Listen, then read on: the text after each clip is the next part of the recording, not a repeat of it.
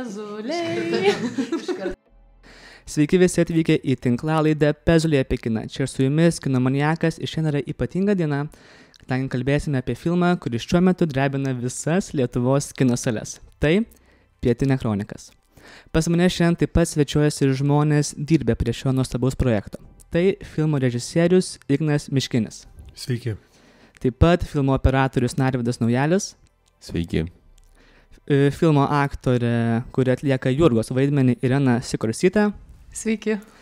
Ir kita aktorė, kuri atlieka Editos vaidmenį, Vaidilė Juozaitytė. Sveiki. Taip pat tinklalaidės metu girdėsite Vyčio Perono kurtą muziką būtent šiam filmui. Ir jeigu šį garso takelį norite pasilikti atminčiai, negaliu nepaminėti, kad galite įsigyti kasetės formatu peronas.bandcamp.com. Na, tai kaip jūs jaučiatės pagaliau paleidę šį ilgą projektą į lietuvių kino sales? Gerai. Gerai. Gerai. Jo, gerai. Čia frazė iš filmo. Jurgos frazė. Gerai. Gerai. Jo. Ar nebuvo kažkokio jausmo, kad prie to projekto labai susiartinote, kad jis buvo labai asmeniškas ir kad tas paleidimas visai visuomeniai nebuvo sunkus, kad tenka atsisveikinti su šituo projektu? Koks įdomus klausimas. Kadangi filmas buvo baigtas praeitais metais, tai kažkaip iki premjeros beveik vos ne mažiau truputį, tai jau susigyvenom su paleidimu. Nebeskauda buvo atiduoti. O kaip kitiems? Kad kažkaip skirtingus etapus lydi skirtingi žmonės. Tai ta gamyba, filmavimas užtrunka, šio filmo atveju užtruko 5 metų, bet buvo 25 pamainos. 8. Nesvarbu. Ja, nesvarbu. Tai tada jau tu ir atsisveikini su pagrindinė tas visai žmonėm, kurie dirbo prie filmo, ir tada ateina nauji žmonės, postprodukcijos žmonės. Tai taip palaipsniui, tai nėra ten kažkokio turbūt didelio labai streso atsisveikint. Tai aktoriam ilgiausias buvo laukimas. Man tiesiog atrodo, kad nesibaigia dar, nes tu, kai nufilmuoji, tas vrepas vadinamas, ir tada galvoji, dar susitiksiu su komanda per premjerą. Ir dabar atrodo, tai dar susitiksim ir nežinau, kažkaip dar nėra tokio, neužsidaro dar.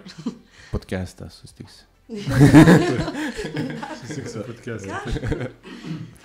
Aišku, taip pat, manau, visai būtų įdomu išgirsti, kokios buvo jūsų pirmosios mintis perskaičius Eglės Vertelytės scenarijų ir ar pradžioj knygą skaitėte, ar jo scenarijų? Scenarijų skaičiau, tada kilo klausimų įvairių, tada perskaičiau knygą, dar daugiau klausimų iškilo, tada susitikau su Egle, su Rimantu Kmita ir tada jau klausimų mažiau liko, atsirado bendras toks požiūris, sutapo, žodžiu, požiūriai, ne tai, kad atsirado, tiesiog sutapo. Prieš tai gal skirtingi buvo.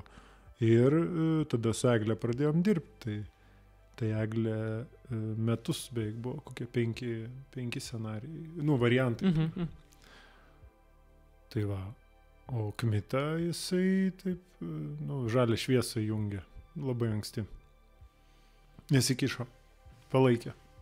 O kaip pavyzdžiui aktoriams jų vaidmenys pasirodė? Ir iš knygos, ir iš scenarijaus. Ar nebuvo, kad labai neaiškus vaidmenys, kad nežinot, kaip juos reiktų suvaidinti?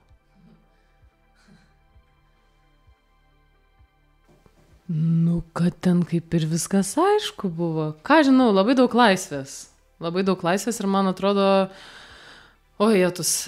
tas vaidmens kažkoks interpretavimas tiesiog jis susikūrė bekalbant netgi. Su režisierium, su pačiu Rimantu gal kažkiek prisimenu, šnekėjau Arklidėj, kai filmavom. Ten. Ar buvo kas neaišku? Ar buvo kas neaišku? Tau buvo. Gal tu kažką nori pasakyti? Ar tau buvo, kas tau buvo neaišku? Man turbūt aišku, man tik kažkur aš jau minėjau. Knygoje man, šiaip man Editos vaidmuo pradžiai kažkaip nelabai gal patiko. Ir aš norėjau perskaityti scenarijų, kažkaip kaip jie tenais gyveno sužinoti. Ir man gal padėjo tos papildomos kažkokios scenos prirašytos, kurios buvo. Bet gal iš operatorinės pusės buvo kokių nors jau minčių tą scenarijų perskaičius, kas paaiškėjo po knygos perskaitimo? Prieš Igno pasiūlymą, aš filmuot filmą, aš buvau skaitęs knygą, bet ar scenarijų aš buvau skaitęs, nežinau, ar man davė tada dar skaityti, kaip pasiūlė filmuot filmą. Tai neatsimenu. Tai tada ir padavė, tai sako, filmuosi, jo, imk scenarijų paskaityti. Jo, toks gal buvo labiau. Jo. Na. Ir dabar gal, manau, čia būtų įdomiausia iš aktorių išgirsti, ar buvo kažkokių akcentų, ką sužinojote knygoje, ką pavyzdžiui norėjote labai akcentuoti ir vaidmenyse savo. Aš šiaip nelabai prisimenu tos knygos. Ta prasme, šitą galite ir iškirpti ir ne, bet aš taip seniai skaičiau, kad man tas scenarijus tiesiog viršų ima. Ir tu pagal tai kažkaip ir remiesi, ir tai yra tavo pagrindinis darbo įrankis, galima taip sakyti, arba nežinau, kažkokie tai, tie pokalbiai ir to vaidmens kažkoks įsivaizdavimas, jis ateina per tam tikras gyvas netgi personas. Tai... O režisieriui? Ar buvo, kad kažką sužinojote knygoje, ką pagalvojat, kad filme gal visai būtų svarbu parodyti? Tai čia turbūt nebuvo tokių dalykų, kurie nepakliūtų po šito klausimu. Ta prasme, tuos metus laiko, kai buvo dirbama su scenarijum, tai aš tą knygą turbūt mintinai buvau išmokęs ir kiekvieną kartą po kiekvieno scenarijaus varianto aš vėl puldavau į knygą, tada vėl kalbėdavom su Egle, vėl gimdavo naujas variantas scenarijų ir man visą laiką atrodė, kad mes kažkaip, kažko neišpildom, kažko nepadarom, kažkaip čia, ta prasme, visą laiką atrodo, kad, kaip sutalpinti visą tai į scenarijų, dar net ne į filmą. Paskui kažkaip išsigrynino, kad reikia talpinti ne žodžius ir ne kiekio, o temas, mintis, idėjas. O tada, kai jau išmokom tuos personažus ir tą istoriją visą ir tas idėjas, tai tada jau atsirišo rankos, tada jau supratom, kad mes galim išplėsti Editos personažą ar ten Jurgos personažą. Nesvarbu, kad kažką tu pakeitė ar išplėtė, bet mintis lieka ta pati. Tai prie knygos visą laiką buvo. Ir filmuojant prie knygos dar grįždavom ir žodžiu, paskui rašant tą užkadrinį balsą Rimanto vėl prie knygos grįždavom. Vis tikrindavau. Aš irgi iš tikrųjų labiau prisimenu scenarijų, o ne knygą. Ir kažkaip dabar netgi pagalvojau, kad reikėtų perskaityti iš naujo. Ir pasižiūrėti, kas ten... Nes aš dabar prisiminiau, kad Edita, kai kažką burdavo, jinai tenai su žvakė knyga yra parašyta. Bet aš tą prisiminiau tik pažiūrėjus filmą. Dabar tai gal kažkur savo užsikodavau, nežinau. Taip pat aš manau būtų įdomu išgirsti apie patį filmavimo procesą iš labiau techninės pusės, tai klausimas būtų tikslingai operatorium. Ar filmavot modernę techniką, ar naudojate juostos pagalbą? Jo, naudojom juostą, kino juostą ir VHS kamerą. Yra keletas scenų nufilmuota ir su skaitmeninė kamera, bet galutinis siekis buvo paversti kuo panašiau tą skaitmeninę į juostą. Tai filme tokie veikia du formatai. VHS kamera ir kino kamera, kino juosta. Jo. Ir taip pat, ar aš neklystu, bet naudojate tiek archyvinius kadrus, Ir man rodos, filme netgi yra kadrų, kur archyviniai kadrai susimaišo su būtent filmo procese nufilmuotais kadrais. Jo, buvo tokia idėja, Ignas ten labai daug laiko praleido, ieškodamas archyvinių kadrų, į kurios vėliau įkomponavo mūsų personažus filmą. Jo, tai toks visai sudėtingas procesas buvo, man atrodo, atrast tos, nes jo, tie archyviniai kadrai irgi ten jų nėra visi iš 94 metų. Jo, irgi daugiau jų tikslas buvo atkurti atmosferą to laiko.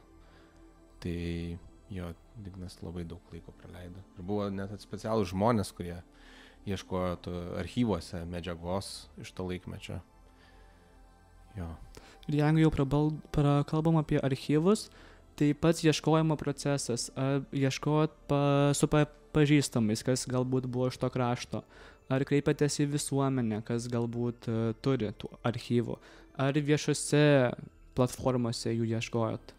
Tai tas ieškojimas iš kelių etapų susideda. Tai pirmiausia,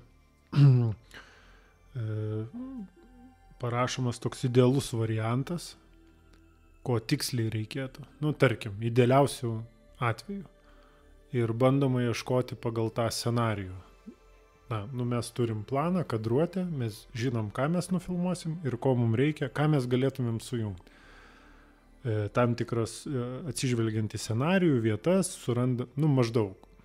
Tada dirbo toks Vytautas Tarikovičius, istorikas, jisai per archyvus ėjo, taip pat kreipėmės ir į šiauliečius, labai padėjo Aivaras Rusevičius su visais savo archyvais ir Argos TV ten.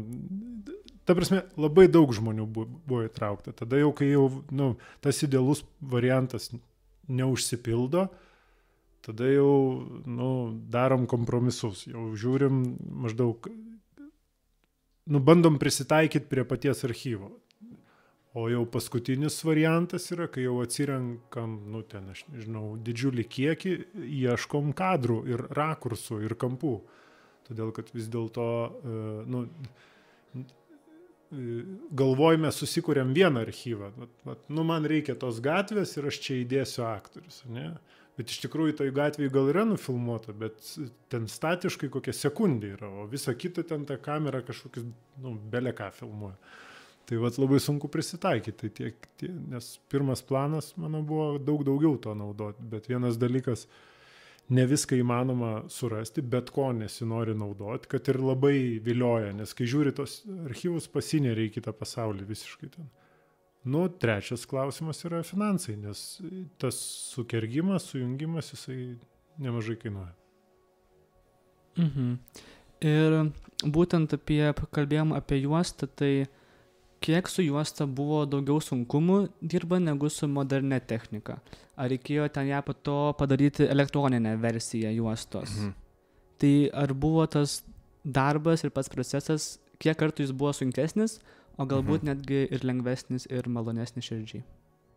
Tai iš tokios profesinės pusės, tai filmuoti su juosta yra, čia kiekvienam kino operatoriui yra vienas didesnių malonumų, nes čia yra tas formatas, su kuriuo kinas tiesiog vystėsi ir užaugo ir nemirė. Bet tai ta galimybė buvo labai fainas dalykas. O pats procesas, filmai dar yra filmuojami su juosta. Nėra tiek daug jų filmuojama, tai tie procesai vyksta, nereikia kažkaip išradinėti kažko, yra laboratorijos, kurios toliau ryškina, kurios skaitmenizuoja tą medžiagą ir tiesiog tau reikia, to nėra arti mūsų, Lietuvoje nieko, tokių paslaugų nėra, arčiausiai galima Lenkijoje, Suomijoje, Švedijoje išsiryškinti juostą ir ją skaitmenizuoti. Tai visas, kas sudėtingumas yra, kad tu po pirmo proceso, mums gavosi befilmuojant, po pirmo etapo mes pradėjom filmuoti filmą vasarą, tai tas pirmas etapas užtruko 2 savaitės, tai mes pamatėm, ką nufilmavom dar po 2 savaičių. Nes filmavimo darbam prasidėjus, ten tiesiog dėl finansinių dalykų pakeitėm laboratoriją, kurioje ryškina ir tada tie visi procesai tiesiog filmuojant su analoginė technika ilgiau užtrunka. Tai yra tokia didelė baimė, kad tu nieko negausi, dirbai. ir tai tas toksai gal prideda tokio daugiau streso, bet šiaip tai paskui įpranti prie tokio darbo ir po pirmo etapo supranti, kaip filmavai, kas gavosi ir atsiranda daugiau pasitikėjimo ir viskas pradeda važiuoti. Jo. O buvo, pavyzdžiui, sudegintos juostos. Ta prasme, sudegintos. Jo. Kad... Ai, sugadintos? Jo. Ai, nu tai ir filme yra net palikta, ten tiesiog kameros kažkoks techninis. Jo, šito filmo dalis estetikos yra klaida, kažkokia brokas. Tai daugelis ten tų kažkokių tai netvarkingos ekspozicijos ar dar kažkokių klaidų, ar nesuvesto ryškumo kadre yra dalis estetikos. Tai mums tos klaidos padėjo kurt tą filmo nuotaiką. Kažkokių ten visiškai sugadintų dublių nebuvo medžiagoj, kad tu negalėtum naudot. Tiesiog ta juosta pats procesas yra, jo, buvo kažkokių drebėjimų. Tas, kur dėl kameros, ten kur gavenonių buvo, bet ten mes tiek panaudojom, nes viskas tiko. Jo. Broko nebuvo, jeigu taip trumpai. Jo. Tai žodžiu, bet tai tas dar vienas iš skirtumų, kad ta juosta yra brangi ir visas tas tie procesai ryškinimo, skaitmenizavimo yra brangus, tai tu ją labai taupai ir tiesiog nėra daug dublių filmavimo metu. Tai toks, bet tu pasiruoši jam. Jo. Tai čia gal iš esmės tai skirtumo jokio nėra su kuo filmuoti, visiškai. Skirtumas yra tik, ką Narvydas sakė, kad ten, jeigu kažkas užstringa, tai tu ten, kol tu gauni tą medžiagą, bet kai pasileidžia kamera, ar jinai skaitmeninė, ar jinai juostinė kamera, veiksmas tas pats vyksta. Mhm. Ta prasme, aikštelė veikia taip pat, aktoriai taip pat vaidina, režisierius tą patį veikia. Visas procesas lygiai tas pat. Tik, kitoks mygtukas irgi panašus. Jo, kitoks garsas. Kitoks garsas, jo. Norėčiau šiek tiek pakalbinti ir aktorės apie jų vaidmenis. Tai pradėsiu nuo Irenos. Norėčiau paklausti būtent apie jos Jurgos vaidmenį ir kaip sekėsi įsikūnyti į jį. Ir jūs daugiau panašios ar visgi skirtingos?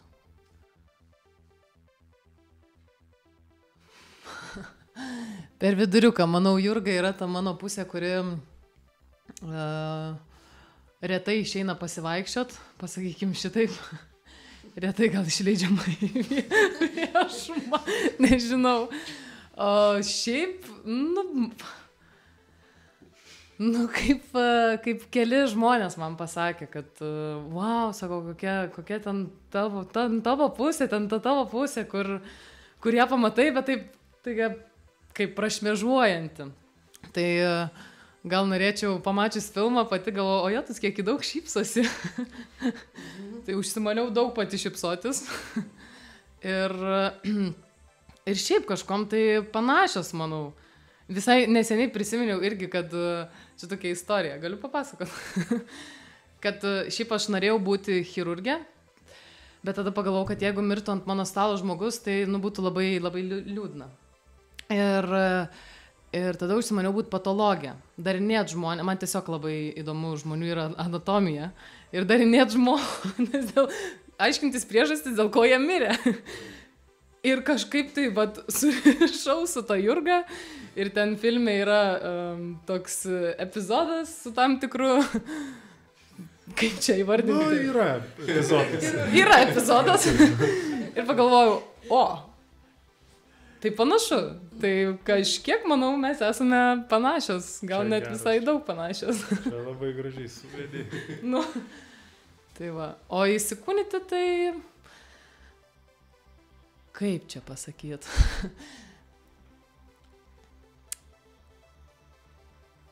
Dabar jau Ignui, režisieriui, labai gerai pavyko iš mūsų ištraukti tas mūsų šiltas, nuoširdžias, tokias paslėptas daleles.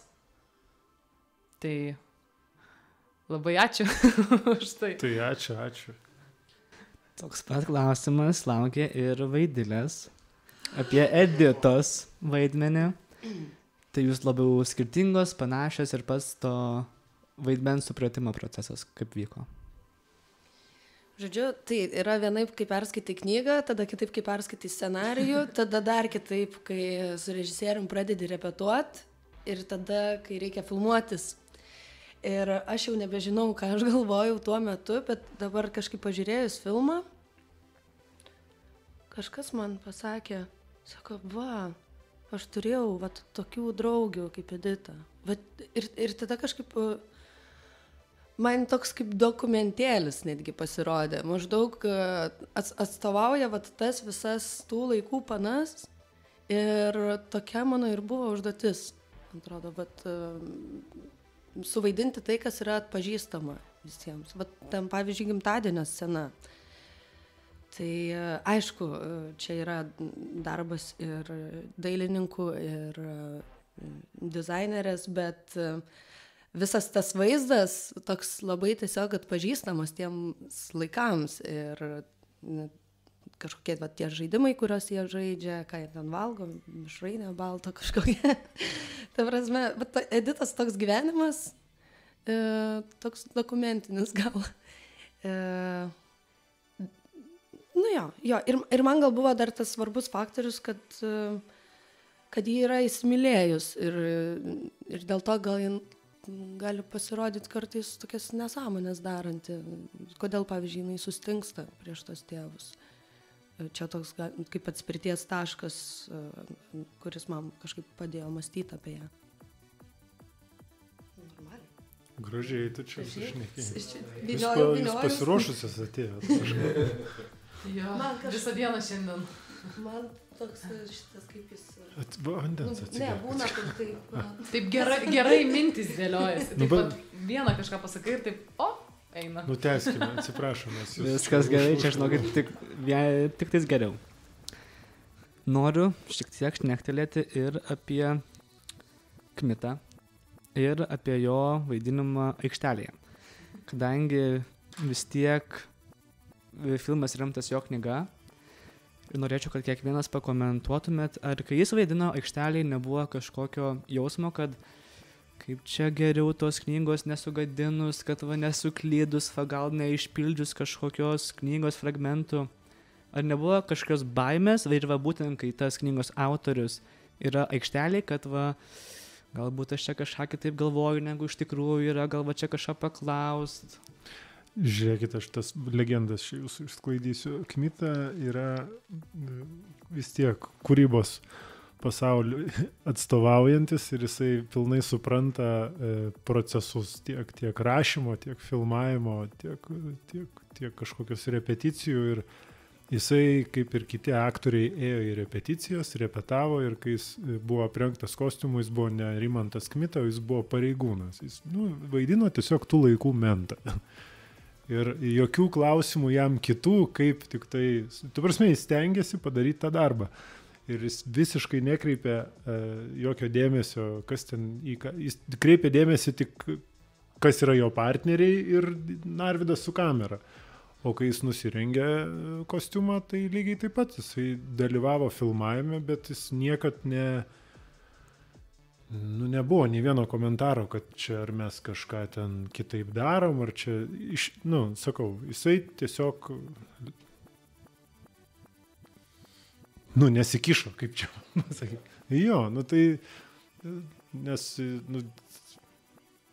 jis jau buvo padaręs savo darbą. Taip. Tai, o kitiem tikrai jokių klausimų, aš užbėgsiu gerai, nes jiem iš vis jokių klausimų, jokių nekilo, ką čia Kmita veikia, nes mums visiems buvo smagu, kad jis sutiko suvaidinti tą pareigūną. Atsiprašau, kad čia sutrumpinu. Ne, bet gal jūs norit kažką, ar buvo, pavyzdžiui, konsultacijos su rašytoju, kad tą vaidmenį geriau suprasti? Ne, aš nepamenu, kad būčiau kalbėjęs Kmita. Tai kalbėjo tik tai mes trysia repetuodavom su Džiugu, paskui Pintulis iš vis dar vėliau prisijungė. Ne, jis labai greit suprato, kas čia daryti. Nu, tai... Šizofrenija prasidėtų tada, ką sako rašytojas, nes jis turi savo viziją rašydamas, tada skaitytojas irgi turi savo viziją. Čia dėl to reiktų, čia yra ta tema, kad prieš tai, kur mes buvom irgi tas klausimas, kaip čia maždaug, ar lengva knygą nufilmuoti. Tai knygos nufilmuoti neįmanoma. Net jeigu jūs skaito tą knygą ir galvo, kokia faina knyga, kaip scenarius, galima imti ir filmuoti. Tai ne, jūs klystate, taip nebus. Tarp knygos ir filmo yra scenarius, o tada, kai mes pradedam filmuoti filmą, tai yra tik filmas.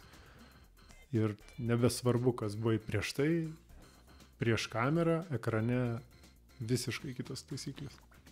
Tai būtų įdomu sužinoti apie žiūrovus užsienyje, kaip jie pamatė tą filmą, kaip jiems surezonavo, galbūt jie visai nesuprato jo, galbūt jiems buvo labai artimas.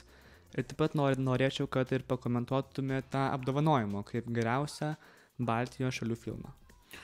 Tai aišku, reakcijos šiek tiek skiriasi, bet žiūrovai užsienyje, kurie nesupranta ten mūsų kažkokių specifinių kontekstų ar simbolių, ar frazių, ar užuominų, to paties slengo, tai jie žiūri istoriją, jie žiūri tų paauglių virstančių didesniais paaugliais istoriją, brendimo istoriją, kažkiek ten šalies istoriją, mato kontekstą tų laikų.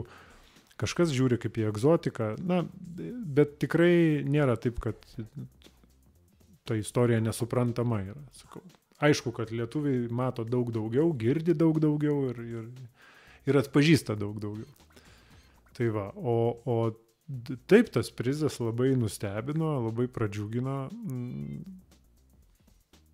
tuo labiau, kad ir ta komisija, kuri skyrė prizą, nei vieno iš Baltijos šalių nebuvo toj komisijai.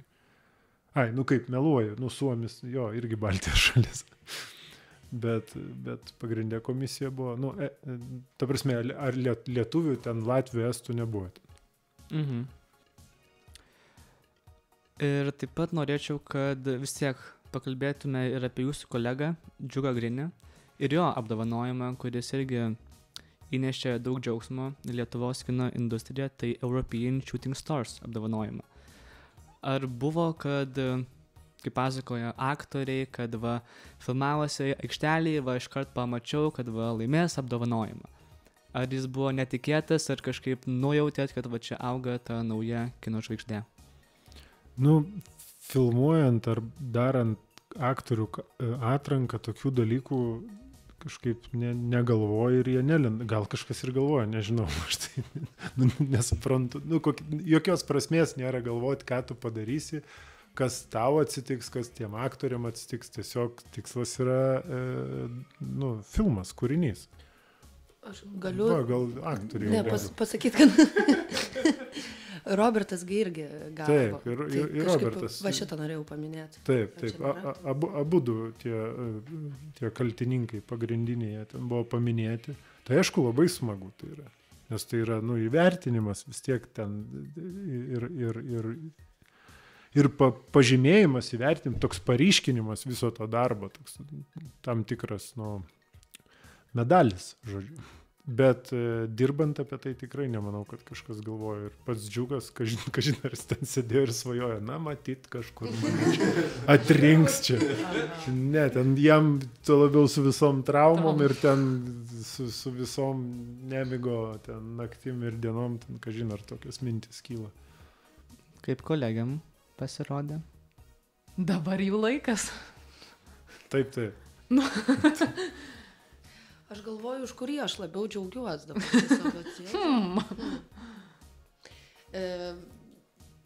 Aš kažkaip tuo metu, gal tu taip pat negalvoji ir nesėdi, nelinguoji galvą kažką, bet matėsi, kiek visi apskritai darbo daug įdeda ir kaip nuoširdžiai tą darbą įdeda. Ir kad tai dabar yra vertinta, tai kažkaip labai teisinga atrodo. Taip smagu labai ir teisinga. Šiaip, man atrodo, aišku, ten smagu, kai ten kažkam, nu, va, ten tą pažymį, aną pažymį, bet va, Vaidilė teisingai pasakė. Pavyzdžiui, man tai, aš tai taip jaučiuos, kad buvo tokia komanda ir aktorių tokia komanda, kad toks kažkokia kaip šeima buvo ir toks atrodo, kad bet koks tas ar apdovanojimas, paminėjimas, kad jis visų yra, nes, nu, taip neįmanoma išskirti, tiesiog, nu, visi darė tą ir kažkokie ten byrai bendrą kasą tie apdovanojimai. Tai kol kas nebyra čia taip, nu, atsiprašau, vienas, nu, trys įbyrėjo, nu, vat, vienas filmui ir 2 aktoriams. Šiaip, kad šitas filmas įvyktų, tai ir gautųsi toks, koks yra kiekvienas žmogus, atrodo, kuris prisidėjo, įdėjo ekstra labai daug pastangos, ne tik iš ko iš jo prašė, bet tikrai labai daug ir savęs įdėta. Kiek aš susidūriau ir su aktoriais, ir dailės, ir kostiumai, bet kuris departamentas, kuris dalyvavo kine, garsas, postprodukcija, visi darė daugiau negu turėjo ar buvo paprašyti, tiesiog visi sirgo to filmu, nežinau, atrodo. Jo, kažkaip man atrodo, buvo tas smagu, kad visi pamiršo žodį projektas ir visi darė kūrinį, filmą kūrė. Jo. Paminėjote traumas aikštelėje Džiugo, jeigu neklystu. Taip, ne tik ir Digna, jinai ne aikštelė, už aikštelės buvo. Va, ir Irena, visi. O kas Irenai buvo? Nieko, aš ten per spektaklį išsisukau čiurną ir po to vaidint su kablukais reikėjo, tai fainai buvo.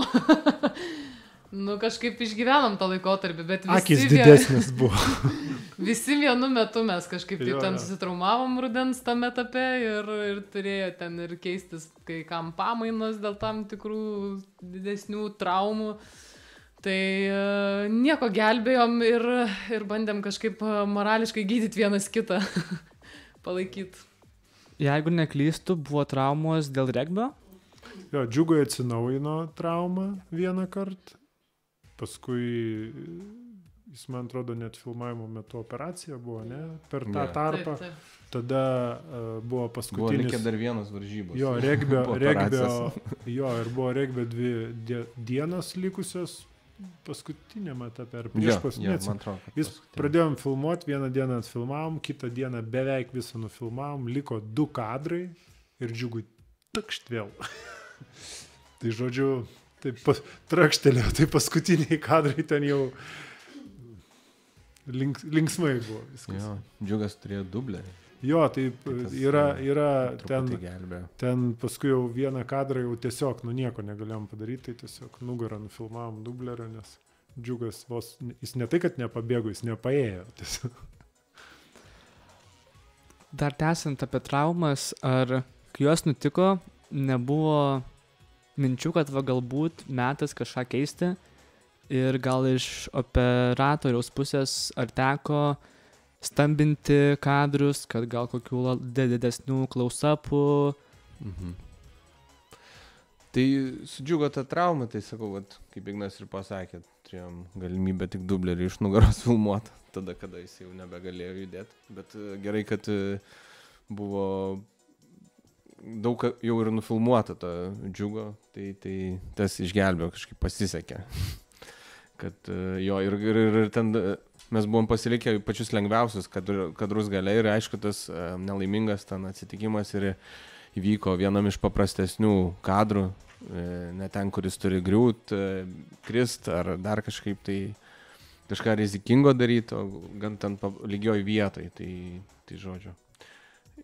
Jo, bet reikia jo prisitaikyti, bet tu negali ir kažko nefilmuoti, ko reikia filmui, tu kažkaip...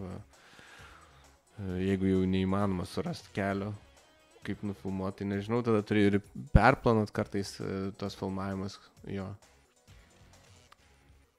Dėl traumų, nežinau.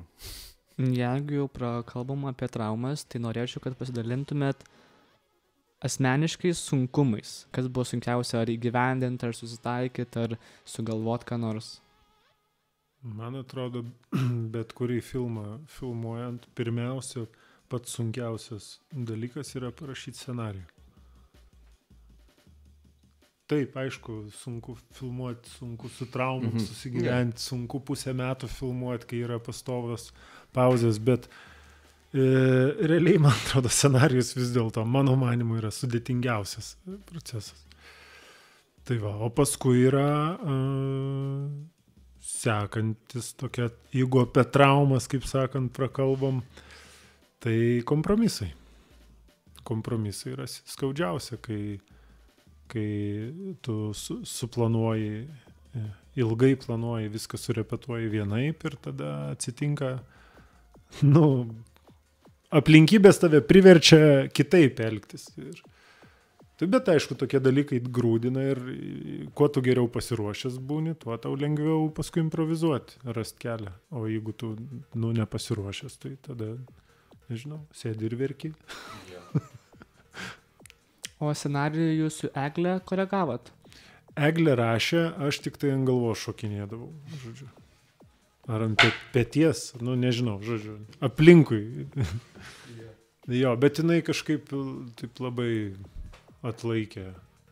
Nors, kai aš tai pasakiau kažkada, tai jinai sako, kad kažkaip viskas labai atrodė atvirkščiai sklandžiai. Tai nežinau, visi mes skirtingus įvaizdavimus gal turim. Jo, mano darbas daugiau prasideda gamybai, kai reikia filmą filmuoti. Tai nežinau, šitas filmas buvo intensyvus savo planuota. Tiesiog mes turėjom per mažai dienų labai daug nufilmuoti ir dažnai po labai sudėtingų scenų, aktorinių ten, ar dar kažkokių sudėtingų scenų visą laiką dar turėdavo išeiti, jeigu filmavai būtai į lauką ir dar kažkokius 3 praėjimus nufilmuoti, kai jau nebėra jėgų, bet kažkaip tai, jo, tai tas labiausiai vargino ir dažnai, bet, kažkaip priimi tai, kad taip tik tai šitas filmas pasidarys ir darai, ir viskas, jo, kartais, aišku, silpnumo akimirką norėtum truputį tokios laisvės turėti aikšteliai, kad galėtum dar sugalvot kadrą, o ne tik tai atsisakyti kadrų, kurių tiesiog tai nenuolatos optimizuot, tik tai, jo, bet kartais tas ir padeda, jo, tai sugalvodom kadrus dažniausiai, bet tai sugalvodom vieną labai gerą vietoj 3 vidutinių. Aktoriam, man atrodo, sudėtingiausia yra visada repeticijos. Nes, man atrodo, kad iki filmavimo gal, ar ne? Repeticijos, bet ir kai filmuoja per pusę metų, tai tu turi ekstra būti kaip atsargus, nors vis tiek traumų prisidarėm. Bet kažkaip tu turi taip save pasaugot ir kam ten išvaizdą keitė, tai tas irgi dalykas toks sudedamoji dalis, kuri galvoji, kad geras. Ir taip dar būna. Tai šiaip ir įdomu, bet gal tos repeticijos. Ir laukimas, ką tu sakai, aišku, pradžia.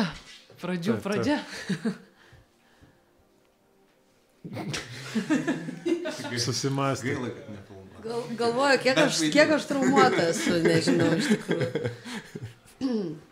Kažką aš ten buvau prisidirbus, šiaip savo asmeniniam gyvenime. Tai gal nebūtinai. Bet... Tu filmas, tu apie filmą šneki ar apie... Ne, ta prasme, kad... žodžiu. Kad aš liktai nesusitraumavau. Ja. Ar čia mes apie traumas? Ja. Apie traumas ir apie sunkumus. Ja. Tai kažkaip gal prisiminti. Aš pradėjau, kadangi mano pirma galbūt pamaina buvo, kai reikėjo pačią paskutinę sceną filmuoti. Ir aš taip kažkaip jaučiausi biškį iššokus, visi biškį šiek tiek jau apsitrynė ir kažkaip man taip baisu biškį buvo. Tie kablukai lindo į tos tarpus plytelį. 100 žmonių. Jo, ir žmonių daug, ir kažkaip tie pirmi kadrai tokie buvo. Nieko neprisimenu. Tu pasakai ir tu galvoji, ką aš čia pasakiau, ką tik, nes aš net nesuprantu, ką aš ką tik pasakiau, o po to jau biški pripranti ir geriau būna. Ar buvo kažkokių didelių kadrų, kadruočių, esi gal tokių, sakykime, esminių filmo detalių, kurių teko atsisakyti, ar pas procesas, sakykime, buvo visai gerai einantis? Tai dabar viskas atrodo, kad gerai, nors ir, kaip Narvydas sako, visą laiką buvo,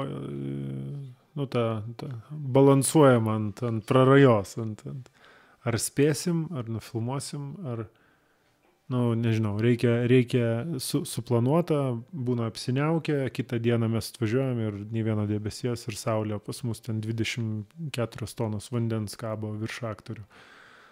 Paleidži, filmuoji kaip yra, tada bandai prisitaikyti, pavyzdžiui, jūs matėt filmą, ne? Tai ta paskutinė regbio scena, mes su Narvydu darėm 2 ar 3 kadruotės, pilnai pasidarėm, viskas suplanuota, tada vieną padarėm, tada pagalvom, reikia kitaip perdaryti.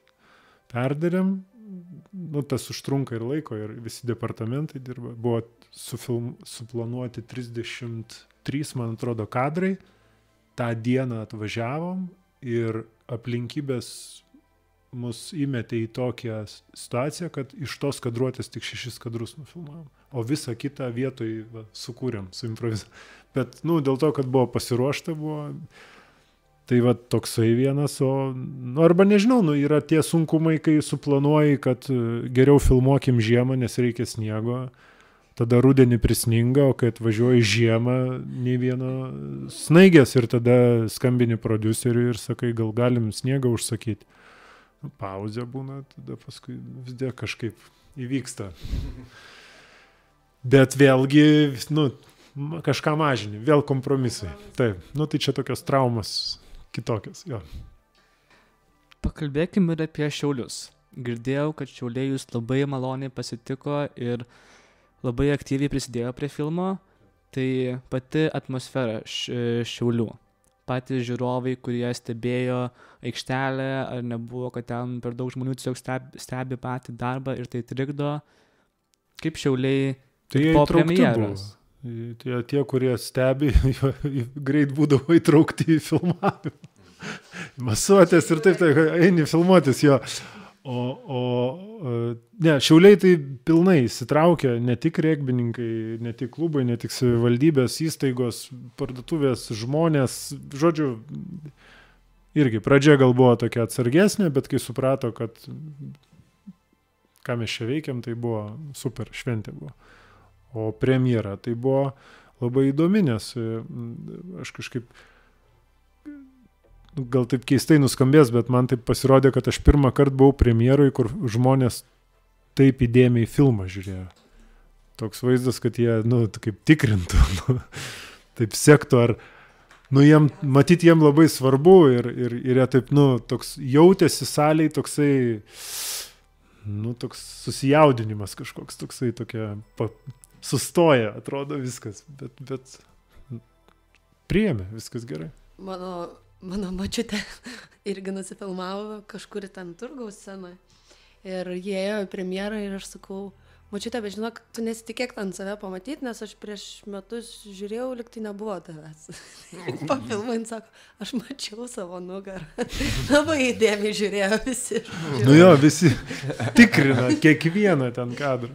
Gal visi irgi savęs biškelį ieškojo. Gal mes dar negavom to nuomonę, gal jie dar kaupėsi, tuoj gausim laišką. Taip, vasario 1 nuvažiuosim, gal pasitiks mus. Jo, mes važiuojam dar į vieną premjerą vasario, tai gal su kokiu ten sąrašu problemų. Prie salės. Prie salės. Taip pat, juk jau keliaujant link pabaigos, įdomu, ką išsinešate iš šios patirties. Ką galbūt išmokote, ką vėliau planuojate naudoti. Arba gal labai daug gerų prisiminimų prisikūrė. Gal merginos. Galiu pradėti. Šiaip galiu pradėti. Tuoj. Tai pirmas mano ilgo metro filmas, kuriant vaidmenį. Ir turiu kolegų, pažįstamų, kuriems pirmos patirtis nebuvo geros ir jie dėl to nebenori, pavyzdžiui, pasižiūrėti kino pusę. O man šita patirtis buvo, aš nežinau, ar geresnė jį galėjo būti, tai aš dar labiau įsimylėjau kiną, įsimylėjau ten dirbančius žmonės, kolegas, visą komandą, vat kaip didelė šeima, didelė giminė, kuri vieni kitus palaiko ir kažkaip... Buvo klausimas. Kartosim? Kartosim, aišku, kartosim. Tai vat, tai kažkaip... Kaip Vaidilė, ką jūs išsinešat? Aš tokia gal be nuomonės, truputį pabūsiu, bet kitų žmonių nuomonę pasinaudosiu. Pavyzdžiui, labai gražiai Robertas pasakė, čia kalbėjom, kad mes kažkaip filmavomės ir galvojom, kažin ar dar kada nors gyvenime jausimės taip gerai komandai aikšteliai. Kažkoks tikrai neeilinis, man atrodo, neeilinis filmavimas. Ir tada aš po to, kai jau kitur filmuotis, galvoju, ne visur yra. Aš galvoju, ar visur taip gerai, ar ne visur taip gerai, žodžiu. Ir Ignas po to labai kažkaip gražiai irgi parašė, maždaug, ne, kad meilės daug išsinešam iš šito. Tiesiog.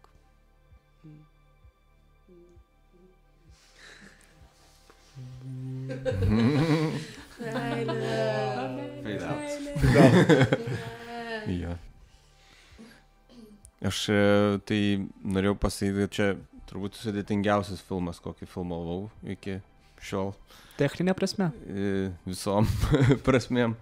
Ir tokia patirtis sudėtinga visą laiką užaugina labai, man atrodo. Nes tiek daug buvo visokio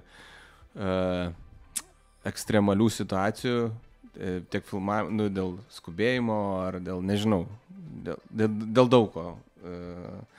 Bet labai buvo kažkaip gera komanda ir labai faina, kad tos ekstremalios situacijos nutiko su šita komanda.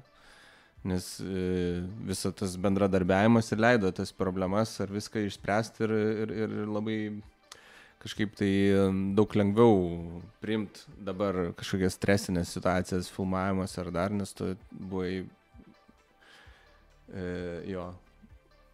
praėjai sunkų kelią, žodžiu.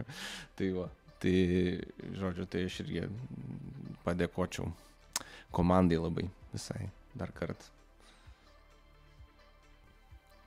Ir vienas iš paskutiniųjų klausimų, labai filosofinis ir atviras, tai jau matau, žmonės išsigando. Klausom. Tai ką jums reiškia Pietinė kronikas? It's my life, it's my life. Pietinė kronikas, ką film, bet čia jūs klausėt, ką čia bendrąja prasme.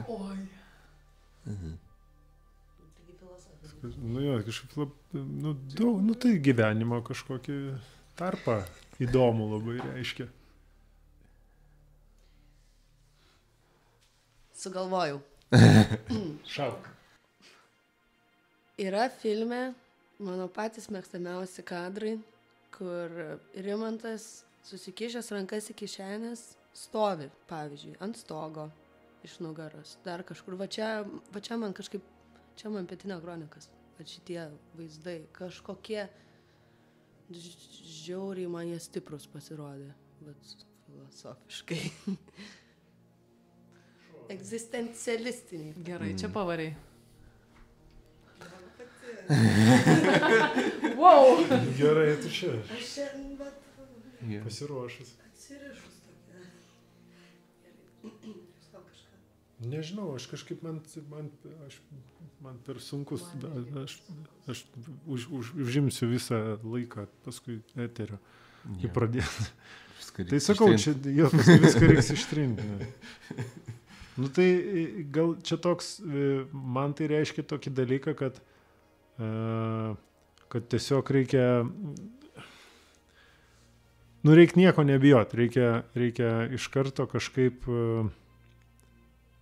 jeigu nors mažiausias kažkokia idėja yra, ar tikrai verta to imtis, ar tikrai tai nebus per daug sunku, tai čia visada save apgaudinėjai. Tai man ta Pietinė kronikas buvo, kur iš pradžio aš galvoju, gal čia, čia.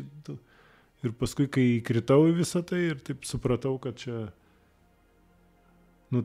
ta pirminis jausmas buvo kažkiek antiek klaidingas, visiškai priešingas, negu taip, kaip aš dabar jaučiuosi. Žodžiu. Gal ne tai, kaip dabar, o kaip jau filmavimo metu jaučiausi, taip pasakyčiau. Aš čia užvakar ieškojau vieno kadro.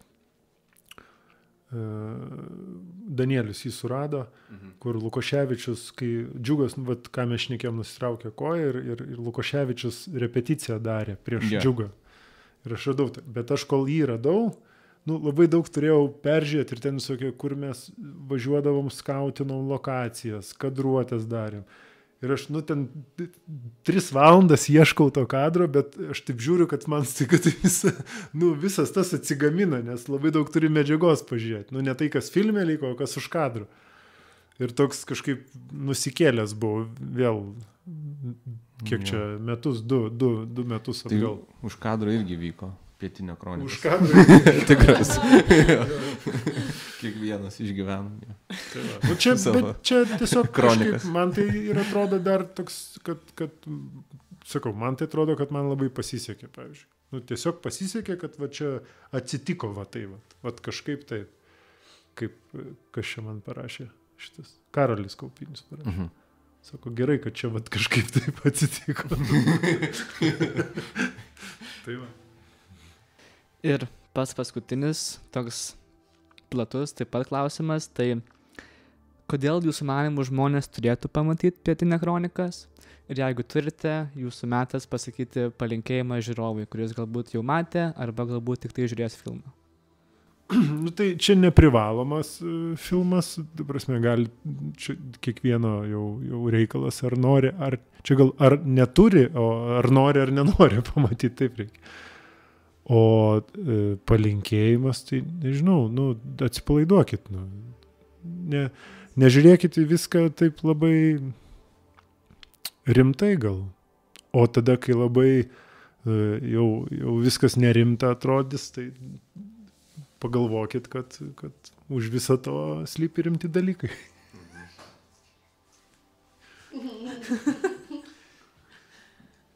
Žodžiu, gal kaip mes kūrėm kažkaip tai vis laik su tokį kodinį žodį turėjom su Ignu Flow. Tai tiesiog kažkaip, jeigu atsikelsit, įsijungsit trailerį, patiks, tai reikit ir žiūrėkit filmą. Tai ir nenuvils tada, man atrodo. Tai tiek kažkaip tai. Nes man atrodo tas toksai kažkoks, ir filme yra kažkokių ir sudėtingų temų, bet jos visos irgi kažkaip praeina su tokiu flow ir pats Rimanto tas pabudimas vyksta su tokiu flow, kad jisai tiesiog atsiduria vietose, susipažįsta su žmonėm ir keičiasi, tiesiog pradeda priimti tą, ką jam siūlo aplinka. Tai jo, nežinau. Atvira širdim, žodžiu, eikit. Aš tai tiesiog manau, kad dabar proga per didelį ekraną pažiūrėti ir tas smagiau. Po to neberodys kino teatruose. Ir tokia savo nuomonę susidaryti, nes kažkaip daug atrodo sklaidos labai. Daug tokio, toks biški, nenoriu sakyti sprogimas, bet nes... Burbulas. Sakyk, bum. Toks...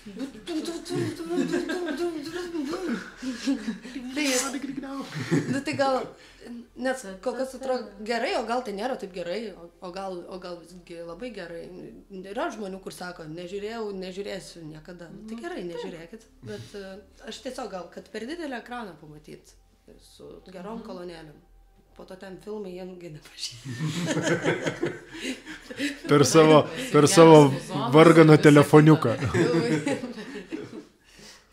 Man atrodo, Linčas yra pasakęs, kad sako, žmonės žiūrintis filmą telefone, jis žiauriai užjaučia.